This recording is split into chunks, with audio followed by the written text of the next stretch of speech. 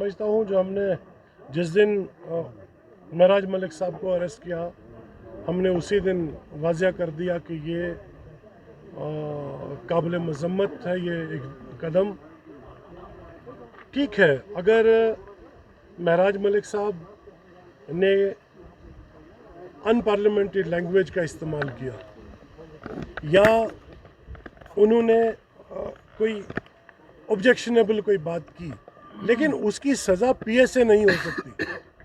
और आप एक लेजिस्लेटर जो होता है वो लोगों की आवाज़ होता है।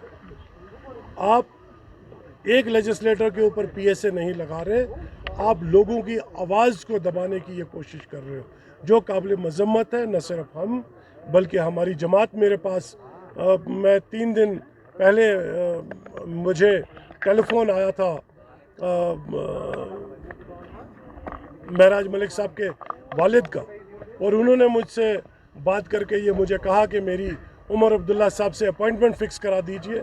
मैं उमर अब्दुल्ला साहब के पास जाके उनको बताना चाहता हूँ कि इस जो उनके साथ वाक़ा पेश आया महराज मलिक साहब के साथ, मैं उनके साथ जाके मिलना चाहता हूँ। तो मैंने उसी वक्त उमर अब्दुल्ला साहब से बात करके उनका अपॉइंटमेंट जो है वो फ़िक्स करा दिया, क्योंकि मैं वहाँ मौजूद नहीं था, वरना मैं खुद उनके साथ चला जाता। फिर मैंने अपने एक साथी को कहा कि आप इनके साथ चले जाइए और उमर अब्दुल्ला साहब से मिल लीजिए, ताकि उमर अब्दुल्ला साहब भी बहैसियत वज़ीर आला अपनी आवाज़ इसके ख़िलाफ़ उठाएं। और मैं उमर साहब का बड़ा मशकूर हूँ कि जिस तरह से उन्होंने भी इस पीएसए के ख़िलाफ़ जो आवाज़ उठाई है।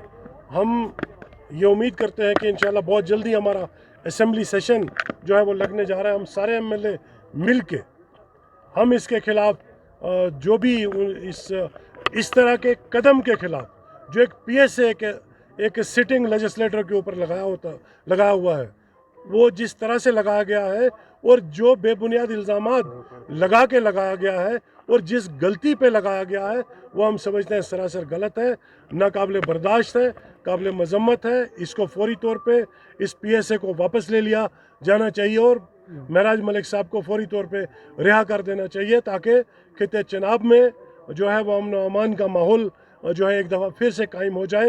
ये कर्फ्यू, ये बंदिशें, इसकी आज के वक्त में ज़रूरत नहीं है।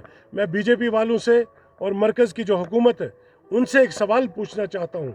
आप तो ये कहते हो कि हालात हमने बेहतर कर दिए। अगर हालात बेहतर कर दिए तो एक कानूनदान को आपको उसकी ज़बान बंद करने के लिए उसको पीएसए स्लैप करके उसको जेल की सलाखों के पीछे बंद करने की फिर नौबत कैसे पहुँची?